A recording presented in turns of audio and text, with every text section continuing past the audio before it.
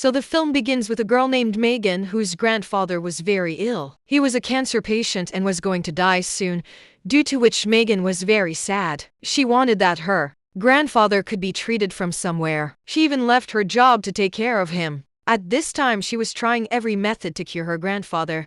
On the other hand, her mother tried to use black magic to cure her teeth. Sometimes she would put human teeth under her bat, sometimes bones. Megan was very angry with these things. She used to pick up all these things and throw them in the dustbin. Megan's mother even started giving strange potions to her husband on the advice of her friend. Megan was angry at her mother that how could she do all this despite being so educated. Megan and Megan's dad's nurse thought that her dad's condition was not getting better because her mom was doing weird experiments with her dad. We learned that Megan had some issues of her own. She needed money which her dad was supposed to give her, but now due to illness all the money was in her mom's hands. She was not able to understand how to ask her mom for money when her dad is sick. With a lot of courage, Megan asks her mom for money, but Megan's mom flatly refuses, saying that she doesn't have any money. Whatever money is there, it goes on your dad's medicines. Her mother had also started feeling very sad. So, today Megan tells her mother that I am with dad to take care of him. You go out for a walk for a while. As soon as Megan's mother leaves the house, Megan's dad's condition starts deteriorating. He starts calling his wife and tells her that he is in a lot of pain. Seeing this, Megan gets worried and gives him his medicine. While she was doing this, she starts hearing a tapping sound from the floor above her house, as if someone is walking upstairs. She thinks it is her vehicle and goes to wash her hands in the bathroom. While she is sad, she remembers her dad's memories of the time when she was little and her dad used to play with her. But when she comes out of the gym crying, she sees that her mom is giving medicine to her dad. She gets scared seeing this because she had just given medicine to her dad and then went inside. She starts blaming her mom that at least you should have asked me before giving him medicine. Now he has been given an overdose. Megan tells her mom that there is no other way. Let's do this, that both of us stay with dad today. All three of them sleep on the same bed, and in the morning when Megan wakes up, she sees that her dad is no more in this world. She wakes up her mom in panic and starts crying a lot. All of them together close her mouth and eyes, and Megan is now broken by this. But she notices that her mom did not notice the difference at all. She wonders if her mom did not love her dad at all, or Megan was worried that she will now have to do the funeral of her grandfather. When she goes to her mom to talk about this, she notices that her mom went upstairs as soon as she saw her coming. She secretly listens to her mom's conversation, so her mom was about to call someone. She tells her that my husband has died and you should come quickly. Now Megan quickly comes and asks her mom, who did you want to talk to? Ambulance? Did you make any preparations for his funeral? But here her mother, instead of answering her, starts making coffee very leisurely and asks Megan to play songs. At this, Megan gets confused and says, Mom, do you even understand what has happened to us? My grandfather, your husband, has left this world and now we have to do his funeral. At this, her mother also shouts and says, Shut up. Nothing like that will happen. We just have to keep your grandfather's house cool, after which he will come and your grandfather will become alive again. Hearing this, Megan was stunned. What was her mother planning to do now? She thought her mother was crazy. But then her mother tells her that she knows a man who brings dead souls back to life. Megan tries to explain to her that this is impossible. Then she tells Megan's mother, If you cannot support me in all this, then for God's sake, leave from here, now. Megan also starts crying outside, and then she gets a call from her father. Her father was sitting with her. She felt that her father was saying with such respect that whatever your mother is doing is right. You should support her. If you do not let her try on you, then you will become bad for her. Megan started understanding these things at this time, and she went inside and asked her mom to tell her what to do. She agreed to everything because her dad had explained it to her. Look, when I am not alive, your mom will also understand that all these things are useless and she will never believe in them again. Here Megan's mom also looked quite satisfied that now Megan was supporting her. She tells Megan that first of all we have to vacate the hall together. They don't leave even a single thing here. After emptying the hall, they cover the windows of the entire house properly so that no light enters their house. After covering all the kitties, when she was covering the mirrors, she saw a shadow in one of the mirrors. As soon as she looked back, there was no one behind. When she looked in the mirror again, the shadows had increased a lot. When she switched on the light, There was no one there again. Scared, she covered all the mirrors with a cloth as her mom had told her to. After this, Megan's mom gives her a cool suit which Megan wears. After which they start waiting for the same man. Hours pass, and when he doesn't come, Megan gets angry at her mom and says that I think all those people are fake. Hearing this, Megan's mom also gets angry and she says to her, "You get away from here. You don't want your dad to be alive. You don't want to support me.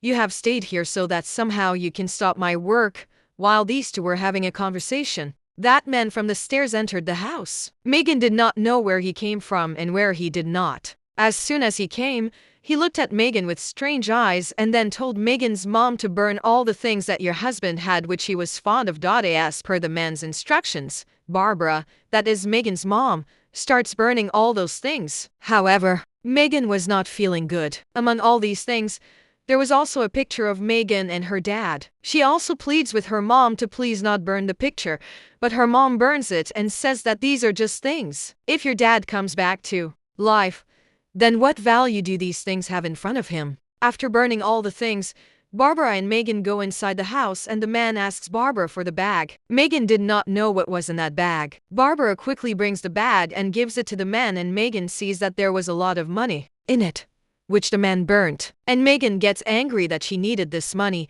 but here her mother burned this money for her pretense. She tried to refuse a lot, but who was going to listen to her here? This was her dad's entire life savings which he burnt in just 1 minute and made a circle here with its ashes. He had written a lot of things under this circle of ashes, and this man had also lit many candles in this room. Now Megan was feeling very angry. She did not want to support her mom, so she came out of the room. And then once again she came to her dad's van. Her dad told her to support her mom. Don't leave her alone like this. This is a difficult time for her too. Now the person Megan wants is called inside that circle. The man tells her that this circle is a protection. Megan asks what kind of protection. So her mom says that to call your dad, we are going to do a recall in which we will have to make a sacrifice by placing your dad's dead body inside this circle. And after making that sacrifice, we will reach the world of souls from here, where many souls will try to attack us. And this circle will protect us from those souls. After going there, we will have to protect ourselves from those souls and make another sacrifice, after which we will come back to this world with your dad's soul and your dad will become alive.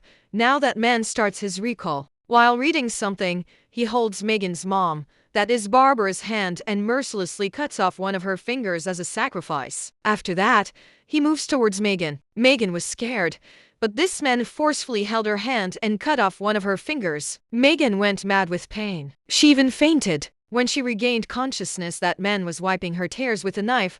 Megan's mom tells her, "Come on, it's time to bring your dad back. Come with me.